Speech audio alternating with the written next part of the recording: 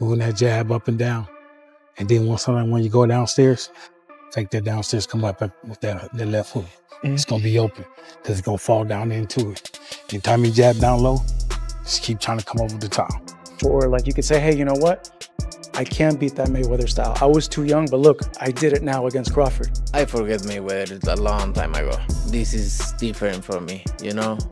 I lost that day and that's it. I learned a lot. Who do you like in Canelo versus Crawford? Well, I'm a giant Crawford fan because I think he's the best switch hitter since Marvin Hagler. I also think Canelo is slowing down, and Canelo is more of a one-punch fighter now than the combination fighter he was when he was younger. Canelo responds aggressively after learning that Terence Crawford sparred with Floyd Mayweather in training camp. He says that things have become more personal and that Crawford has frequently mistreated him. Canelo thinks Terence is attempting to make him look weak or insignificant. He warns that this conflict will no longer be about business. Tell me a little bit about that. Did things get a little bit personal now? Yeah, a little bit more personal because, you know, I did respect him. I don't respect him anymore because he say, I'm not gonna do what they want me to do and this and that. And then he tried to, maybe Turki Alashi told him, hey, you need to do something because you seem so nervous in Riyadh. So and he tried to walk me back, and that's why I pushed him. And you know, like I say, don't fuck with me. Terence Crawford has made it clear that he does not think Canelo Alvarez's resume is as great as others claim. Crawford thinks the so-called elite names on Canelo's record were past their prime when they faced him. He focuses on boxers like Shane Mosley, Miguel Cotto, and Sergey Kovalev, who were plainly deteriorating when Canelo met them. Furthermore, Crawford thinks that the only active legend, Floyd Mayweather, definitely outperformed Canelo in their bout. Crawford believes that these factors undermine Canelo's claim that his career gives him a higher standing in the sport. He also feels slighted by Canelo's disregard of his own achievements, saying that Canelo ignores the quality of his opponents in order to degrade him. Things about Canelo's resume, but I won't. You know, I wanna, you know, pay homage to the fighters that he fought. And if he don't wanna pay homage to the fighters I fought, if he think they nobodies, then come fight time, then I wonder what they're gonna say after I beat him.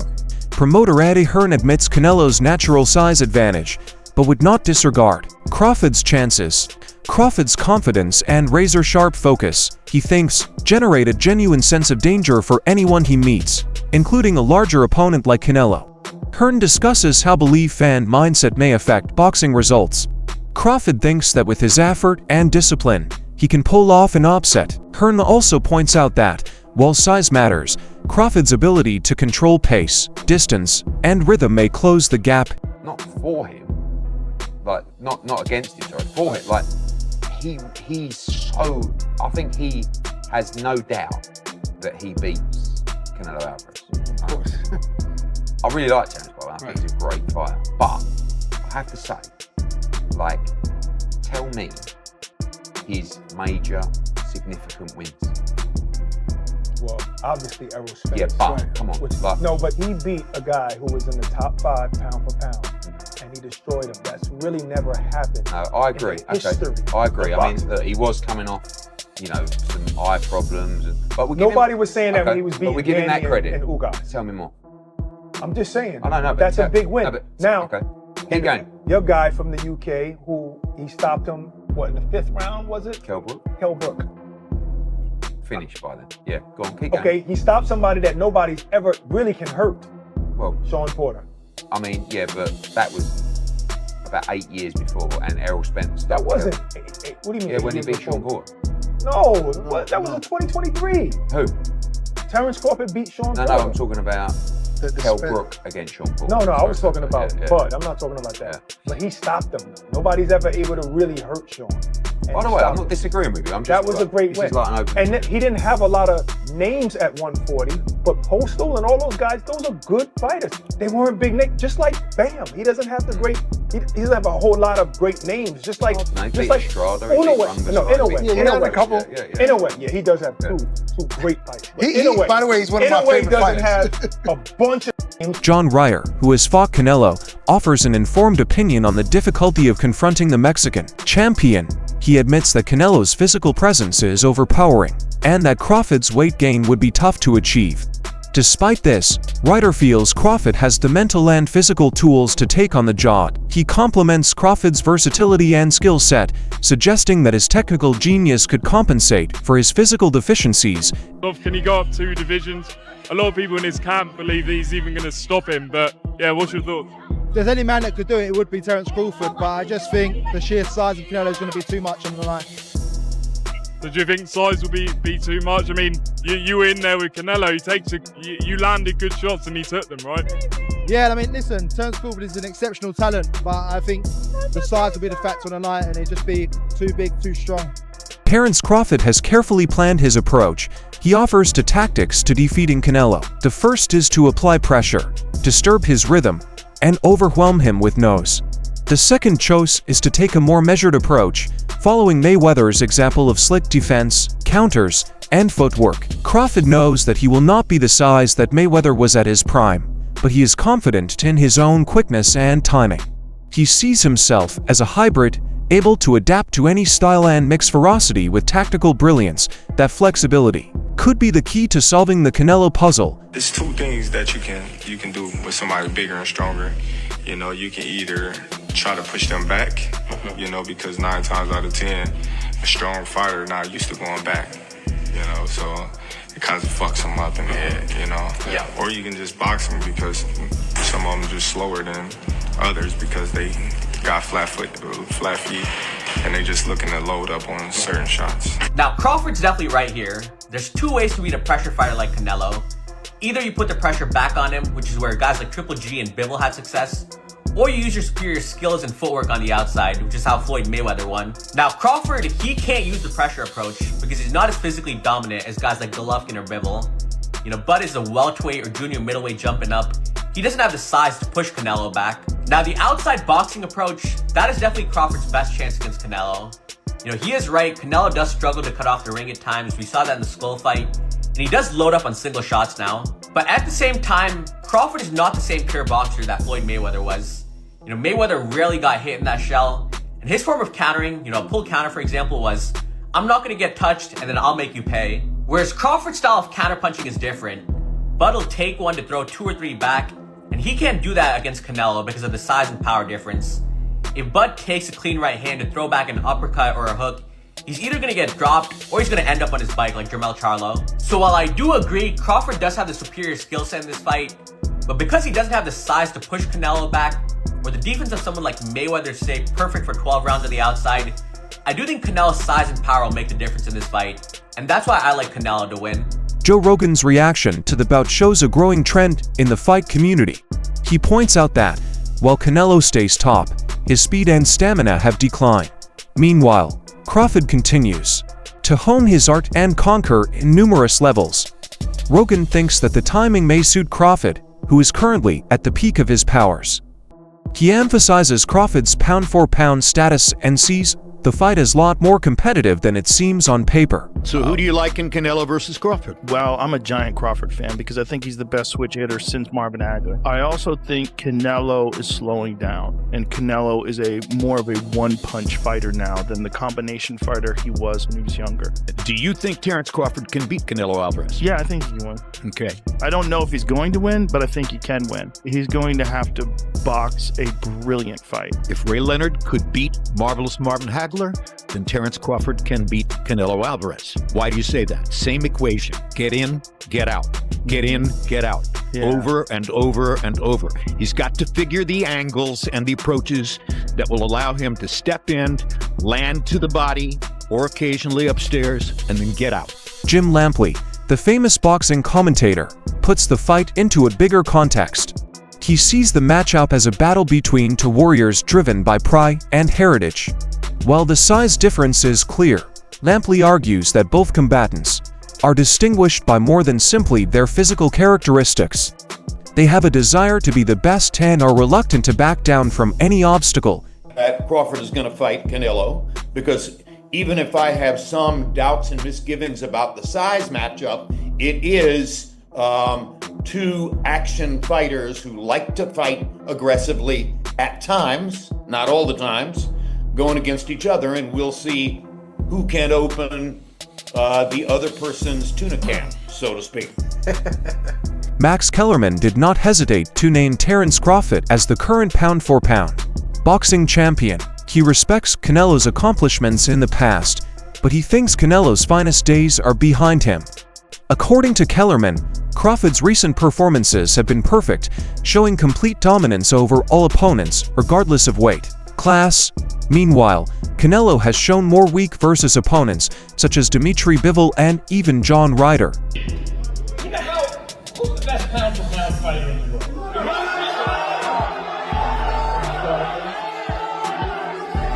Bud Crawford. Apologies to the monster and Usyk. Bud Crawford has my vote for best pound-for-pound. Who was the best pound-for-pound before Bud? Canelo Alvarez, universally recognized that way. But it's not just these two guys, the last two best pound-for-pound fighters in the world. Teddy Atlas gives a nuanced perspective. He recognizes Canelo's skills, describing him as a complete and well-trained boxer. But when it comes to Terence Crawford, Atlas takes a different method. He refers to Crawford as special, a term he saves solely for fighters with exceptional reflexes and knowledge in the ring. Crawford's ability to adjust in the middle of a fight, his calmness under stress, and his brutal finishing skills are highlighted by Atlas. He thinks that, while Canelo is outstanding, Crawford may fit in a category designated for the sport's rarest talents. Maybe he's a little overrated. Terence Crawford versus Canelo Alvarez at 168 pounds. Canelo's really good. Really good. But I think Crawford is special. I know he hasn't fought the resume everyone wants, but you have that or you don't have that ingredient. I think he has it. Canelo's really good. He's tremendous. But could he be a tiny bit overrated? The greatness is within Crawford. It's in his desire, it's in his mind, it's in his makeup, where he came from. I know he's moving up in weight class, can he carry it? But those intangibles, I believe that he has them. Daniel Jacobs, who fought Canelo and witnessed Crawford up close, gives vital insight. He says that both fighters are fast, but Crawford's speed is distinct. It is more explosive than surprising. Jacobs also points out that Crawford's ability to swap stances and throw from unusual angles gives him an advantage that even Canelo may not expect. After analyzing the characteristics of both fighters, Jacobs admits that if he had to pick a winner, he would go with Crawford because of his timing, sharpness, and ring IQ. Sparring, but I had at least over 15 years of knowing him, amateur, professional. I've seen where he started. I've seen how he's gotten better over time, but I also just know what resides in him. He's a dog, he's a beast.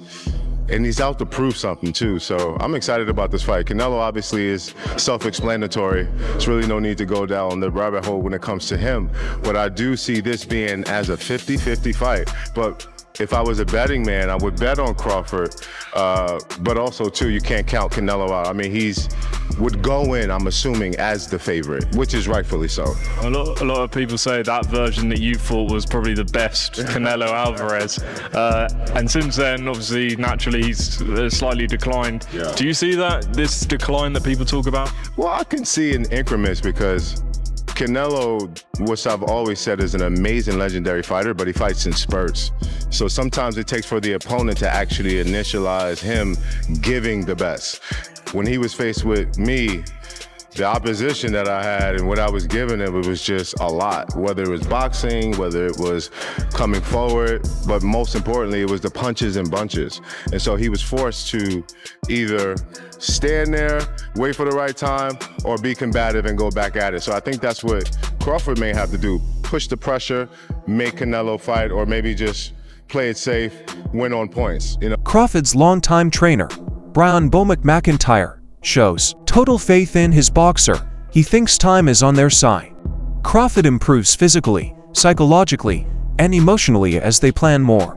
Bomack explains that every element of training has been designed with Canelo in mind, from nutrition and conditioning to video analysis and strategies. A different approach in terms of crafting a plan and going into camp. No, not really. We know the type of fighter Canelo is. So, as a fighter, you mentally prepare for things like that. You know, and then as a trainer, just making sure he's sharp. His mental game is sharp. His physical game is sharp. Strength wise, nutritionist, everything got to, like I said, hitting on all cylinders. So by the time you step in that ring, it's easy picking. Jiren Nennis, or Rising Star, takes a more careful approach. He does not question Crawford's ability, but he is realistic about the physical battle ahead, and emphasizes that if Crawford cannot make Canelo accept his authority, the fight may tilt in Canelo's favor. He emphasizes that talent is important, but finally damage must be done, which may be more difficult for a naturally smaller fighter. I think you gotta lean more towards Canelo, because like I said before, he been putting big guys out and down, and Canelo not even really a 68 pounder. He probably really should be at 60 maybe, and he been hurting these guys. I think he be dropping these guys and things like that. So, and them guys be way bigger than him come fight night. I know that for sure. They be probably close to 200 pounds, and he dropping those guys like that. So, I don't know. It's gonna be a great fight. The fans want to see it. So, so be it. I think Crawford should take a warm-up fight. At like 60, or like at least at 60, just to get his body, to fill into somebody a little bit bigger, and things like that. I know when you go up a weight, you gotta, develop that power and not develop the power, but like put that muscle on and be heavier and things like that. So he might not want to take a fight because he's trying to build up right now. But I think he should, just to stay sharp and that way he don't have like a long layoff or anything like that. Alexander Usyk, known for confounding weight class predictions, thinks this is a fair contest. He accepts Crawford's difficulties while also affirming his status as the finest pound-for-pound boxer today. According to Roe Jones Jr., Crawford's mindset is the most important factor in this fight. Roe feels Crawford can outmaneuver Canelo if he enters the ring with full sharpness and follows the proper strategy. However, he also points out that if Crawford is even slightly off, Canelo's experience and power might swing the battle. Everything is determined by how well you work under pressure. Off here for pro boxing fans, joined by, does he need any introduction, Hall of Fame legend Roy Jones Jr. here in the UK. There's a few questions about the US guys. Obviously, Tank and Lamont Roach, we saw the first fight, Lamont Roach shot the world. What do you think happens in a rematch if they fight?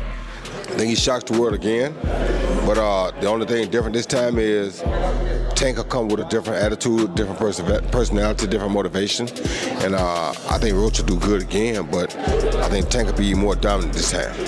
And obviously we know if Canelo wins against William Skull, he will fight Terence Crawford in September.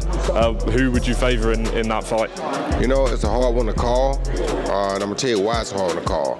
It's a hard one to call because it'll all be predicated upon how Canelo approaches the fight. If Canelo approaches the fight like he's the man and he can box and outbox Terence Crawford, he'll get beat. If he comes out and shows that he really wants to go out and prove whether he's still the best, he might win. So it all depends on which Canelo come to the dance. Brian Norman discusses the narrative part of this bout. He says that if Canelo defeats Crawford, critics may not give him full credit because of the size difference. However, if Crawford wins, it will be a remarkable feat. The fight between Crawford and Canelo is about more than just belts. It is about memory. This bout will likely determine both men's lives. The winner will not simply walk away with a victory. He will be remembered as the best fighter of his age. Deal with Canelo's experience over time, right? Even though Terence is the older fighter, he has, I think, 20 less fights than Canelo does, or maybe more. I think more than 20. And also, competition level. This will be the most skilled, most experienced, biggest, strongest fighter that Terence Crawford's ever faced, without a question. I love you both, but you still did not answer the question. How do you see this fight ending? I told you. Don't say with your hands. I'm knockout. I'm not knock about the ring. Listen. Shaq's trying to get that one-liner. He's trying to get that go viral moment from Bud, but he's just not that guy, right? And I think he's what he's about to say is like, he's not going to go in there and be like, I'm going to knock him out. I'm going to do it in the first round. And plus, I wouldn't want to hear that, right? As much as that sounds nice as a soundbite, I wouldn't want to hear that because I don't think he believes that. And I don't believe that. I want to hear what Bud actually believes, which is, that he'll win, but not like this mystic Mac, let me predict the round, here's why, unless he truly believes that. And I don't think Bud does. I think he believes he'll get it done by any means necessary, whether that's, let's say, he was able to knock Canelo out or he gets it done by decision, doesn't really matter. because a fight is a fight at the end of the day, and all he needs to do is win. Always in my mind doesn't exist a loss. You know, I train, I put my best, I dedicate myself to this sport, and I'm just thinking about winning. Many people still remember Canelo as the dominant fighter he once was, but the sport and he have changed. With Crawford exposing flaws in the narrative around Canelo's resume, fans are reconsidering what his previous wins truly mean. The conflict may permanently change popular opinion. So you heard about what Canelo said about Terence Crawford's resume already and how he has no elite fighters on his resume. And say what you want about that, you know, agree to disagree or whatever. What do you guys think of Crawford saying this about Canelo? Canelo fought great champions, but most were past their prime. But when they weren't, you saw what happened. Lara, Mayweather, and Bivol. Obviously, Mayweather was past his prime already, I'd say. But he's right. I rewatched the Lara fight, and, you know, that Cuban style is just tricky to deal with. And, you know, a lot of people would say that Lara won that fight. And then Bivol, it was, I mean, I don't need to convince you about that. That fight was a clear-cut victory for Bivol. And it just showed that Canelo isn't this unbeatable person. You know, with the right set of skills, you can beat him. And I don't know, what do you guys think? Has Terence Crawford fought any elite boxers? You could say, you know, Errol Spence, but then, you know, after the whole horrible accident that he had. So who knows, right? That's all for today's show. Stay tuned. Until next time.